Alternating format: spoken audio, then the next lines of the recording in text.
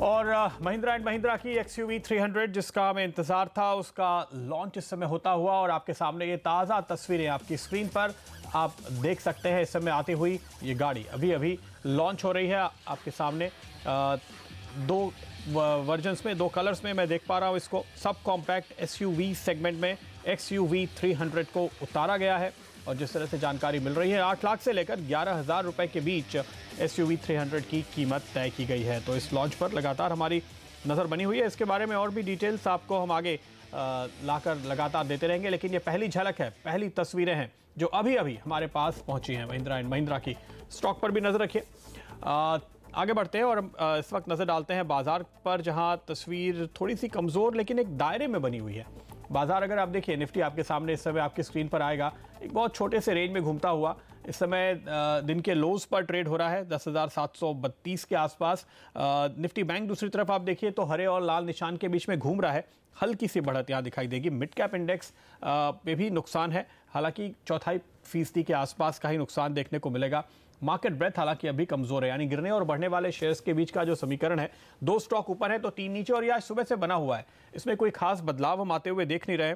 तो फिलहाल एक बहुत ही टाइट रेंज में है बाजार। और ध्यान रखिए, आज निफ्टी वीकली कॉन्ट्रैक्ट की पहली एक्सपायरी है। जो निफ्टी में वीकली ऑप्शन शुरू किए गए हैं उनकी पहली एक्सपायरी होने वाली है, तो इस पर हमारी नज़र है। और इस पर हमने आज पोल भी किया है 10,700 से 750 या 750 से 800 के बीच, या इसके भी कहीं ऊपर नीचे कहाँ होती है एक्सपायरी, सबकी नज़र इसी पर बनी हुई है। आगे बढ़ते हैं और हमारे साथ अब मितेश ठक्कर .com के मितेश ठक्कर हमारे एक्सपर्ट जुड़ चुके हैं। मितेश, स्वागत है आपका। सबसे पहले तो यही जानना चाहेंगे, इस वीकली सीरीज़ को आपने ट्रेड किया क्या? अगर किया तो किस तरह से किया, और आज एक्सपायरी पर आपका क्या कॉल है? प्रदीप, अभी तक मैंने वीकली सीरीज़ को ट्रेड नहीं किया है। मैंने इनफैक्ट कुछ पुट ऑप्शंस पर्सनली, अगर मैं पोजीशंस में डिस्क्लेमर के साथ बोलूँ तो मार्च सीरीज़ के कुछ पुट ऑप्शंस बाय किए हैं मार्च एंड। तो मेरा थोड़ा सा पोजिशनल व्यू है निफ्टी पे। ब्रॉड आइडिया ये है कि 10,730 750 एक हिस्टोरिकल सपोर्ट जोन है। ओवरऑल स्ट्रक्चर वीक है, तो शायद अगर आज नहीं टूटे तो इवेंचुअली टूटने की संभावना मुझे लगती है। और जब तक 10,800 के ऊपर नहीं जाते, आई थिंक एक व्यू नेगेटिव बन गया है। 6 दिन से हम लोग लगातार गिर रहे हैं, तो आज शायद टुवर्ड्स द एंड या एक्सपायरी में थोड़ी सी कवरिंग या पुल बैक आ सकती है। परंतु मुझे लगता है कि जिस तरीके से इसके मीडियम टर्म चार्ट्स निफ्टी के शेप अप हो रहे हैं, बैंक निफ्टी के शेप अप हो रहे हैं, इवेंचुअली फेब एंडिंग और मार्च मिड तक मार्केट्स यहाँ से थोड़े से नीचे हो सकते हैं और गिरावट की संभावना थोड़ी ज़्यादा है।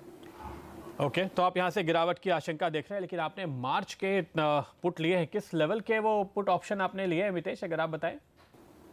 जी प्रदीप, 10,700 की स्ट्राइक, जो कि immediately at the money strike कहेंगे हम लोग, 10,730-40 पे स्पॉट ट्रेड कर रहा है और 10,700 की स्ट्राइक के मैंने पुट ऑप्शंस लिए हैं। आइडिया ये है कि अगर ये 10,700 10,650 का जो रेंज जहाँ पे हमने बार बार निफ्टी को बॉटम बनाते हुए देखा है वो टूट जाए, और जिसकी संभावना मुझे लगती है कि शायद इस बार हो जाएगा, तो आई थिंक मार्केट में एक बड़ी गिरावट आ सकती है जो कि 300-400 पॉइंट नीचे की हो सकती है। तो थोड़ा सा पोजिशनल व्यू भी लिया है, और मार्च सीरीज में चूंकि टाइम भी काफ़ी है एक्सपायरी में, तो आई थिंक पोजिशनल व्यू बना के लिया है। ओके, तो मंदी का ट्रेड मितेश ले रहे हैं, लेकिन लंबा ले रहे हैं, तो आज की एक्सपायरी से थोड़ा बचते हुए लंबा नज़रिया लेकर आप चल सकते हैं। लेकिन आज मिड कैप स्टॉक्स का हाल आप देखिए। मिड कैप इंडेक्स हल्के नुकसान के साथ करीब 1/4% नीचे। मार्केट ब्रेथ कमज़ोर। हमारे साथ अब मेरे सहयोगी वरुण जुड़ चुके हैं। वरुण, आज किन मिड कैप स्टॉक्स पर है आपकी नज़र? देखिए, इंडेक्स का तो बुरा हाल है। करीब 3-3.5 महीने के आसपास के लोस पे ट्रेड कर रहा है। अक्टूबर के बाद के सबसे निचतम स्तर पे ट्रेड कर रहा है। और जिन स्टॉक्स ने दबाव बनाने का काम किया उसमें देखिए नैटको फार्मा जैसे स्टॉक्स है, GNFC जैसे स्टॉक्स है, यहाँ अच्छी खासी तुलाई 3.5% के आसपास। शोभा, NLC इंडिया जैसे काउंटर्स है जहाँ करीब 4 से 5% के आसपास की गिरावट देखी जा रही है। नतीजों का सीजन खत्म होने वाला है, लेकिन काफ़ी सारी mid cap small cap companies है जो अपने नतीजे घोषित कर रही है। उनमें किस तरह का इंपैक्ट देखने मिल रहा है, तो NBCC नतीजों के बाद 6.5% की गिरावट, Repco home finance, Oracle financials में नतीजों के बाद 6 से 7% की गिरावट है। लेकिन रिलायंस कैपिटल नतीजों के बाद तेजी दिखा रहा है, करीब 4.25% के आसपास के गेंस इस काउंटर में देखे जा रहे हैं।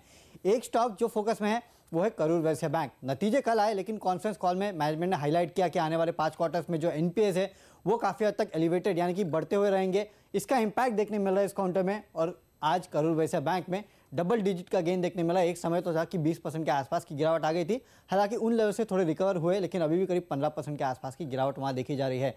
बैंक्स और NBFC काउंटर्स ये आज रडार पे है। बैंक निफ्टी की एक्सपायरी है वीकली, उसके चलते भी देखिए इक्विटास कर्नाटका बैंक जैसे काउंटर में 3-3.25% के आसपास की गेन से। DHFL में अच्छी खासी तेजी है, इनफैक्ट निचले स्तर से और बेहतर सुधार है। लेकिन ईडलवाइज फाइनेंशियल देखिए करीब 3.5% के आसपास की गिरावट ये काउंटर दिखा रहा है। एक और सेक्टर फोकस में है, वो है मेटल्स और माइनिंग। इन स्टॉक्स की आज अच्छी खासी पिटाई हो रही है। नैल्को 4.5% के आसपास की गिरावट और JSPL में करीब 1.5% के आसपास की गिरावट है। लेकिन जिन स्टॉक्स में आज तेजी देखी जा रही है उनमें देखिए CG पावर, आपको याद होगा कल नतीजों के बाद काफ़ी धुलाई हुई थी इस काउंटर की, आज एक बाउंस बैक है, करीब 19% के आसपास की तेजी। अशोक लेलैंड आज अपने नतीजे घोषित करेगा, उसके पहले स्टॉक में 3% के आसपास के गेंस है। IGL और जैन इरिगेशन जैसे काउंटर्स में भी अच्छे खासे गेंस देखे जा रहे हैं। शुक्रिया वरुण आपका। तो इन स्टॉक्स पर नजर होनी चाहिए। अशोक लेलैंड खास तौर पे नतीजों के पहले काफी पिटने के बाद ये उछाल आ रहा है। मितेश, क्या व्यू है आपका अशोक लेलैंड पे? प्रदीप, मुझे लगता है कि अशोक लेलैंड में भी एक थोड़ा सा पोजीशन लॉन्ग व्यू लेना चाहिए। उसके दो कारण हैं। आई थिंक स्टॉक का अगर आप लॉन्ग टर्म चार्ट देखें तो नवंबर 2016 में स्टॉक ने 75 और 80 के बीच में मल्टीपल बॉटम्स बनाए थे, जबकि कई हफ्तों तक वो स्टॉक उन लेवल्स के आसपास ट्रेड किया और उसको कभी तोड़ा नहीं वीकली क्लोजिंग बेसिस पे, और अभी 19 स्तर के आसपास वापस आ गया है। मुझे लगता है कि ये लेवल्स होल्ड करेंगे और स्टॉक काफ़ी ओवरसोल्ड भी, करेक्शन भी दिखा चुका है। तो बेस्ट लेवल्स एक्यूमुलेट करने के लिए 80 से 75 की रेंज में एक्यूमुलेट करें, 72 के नीचे का स्टॉप लॉस लगाएं और इसमें टारगेट देखें 105-110 के। 105-110 के टारगेट देखे जा सकते हैं। पोजीशनल व्यू ये लेकर आप चल रहे हैं, बहुत जल्दीबाजी में लेवल आएंगे ऐसा नहीं है, लेकिन आप ध्यान रखिए इस लेवल के आसपास ये अटकता है हमेशा से। तो आप एक 72 आपने कहा स्टॉप लॉस, मेरे ख्याल से मितेश जी 72 ये होगा स्टॉप लॉस, और उसके बाद आपको जाहिर है कि यहाँ से रिटर्न भी 25% से ज़्यादा के मिल सकते हैं। तो ये कॉल आप यहाँ ले सकते हैं। चाहे एक और स्टॉक में देख रहा हूँ कर्नाटका बैंक, जिसमें आज काफ़ी अच्छे वॉल्यूम के साथ खरीदारी देखने को मिल रही है। इसके चार्ट्स पे नज़र डाली है आपने, क्या लगता है ये भी एक अच्छी गिरावट के बाद आज संभलता हुआ और बाउंस देखने को मिला है? एक्चुअली यहाँ पर अगर मैं बात करूँ तो एक शॉर्ट टर्म व्यू रहेगा। स्टॉक पिछले कुछ दिनों से गिर रहा था और आज हमें एक अच्छा उसमें रिकवरी देखने को मिली है। कर्नाटका बैंक के इंपॉर्टेंट जो एवरेजेस हैं उनसे आई थिंक ये स्टॉक उन तक वापस पहुंचने की तैयारी कर रहा है। 114-115 के लेवल्स को अगर क्रॉस करता है और वहीं पे ट्रेड कर रहे हैं तो आई थिंक ये रैली कंटिन्यू करेगी और 122-23 तक जा सकती है ऊपर में। तो मेरे ख्याल से स्ट्रक्चर पॉजिटिव है। शॉर्ट टर्म ट्रेडिंग के लिए 115 के ब्रेकआउट के ऊपर ले और करीबन 1.5 पॉइंट का स्टॉप लॉस लगा, यानी 113.50 के आसपास का, और 122-23 के टारगेट रखें। ओके तो ये कॉल यहाँ पर एक शॉर्ट टर्म में उछाल देखने को मिल सकता है। 122-23 के टारगेट के लिए आपको यहाँ पर ट्रेड करने की राय आ रही है कर्नाटका बैंक के स्टॉक पे।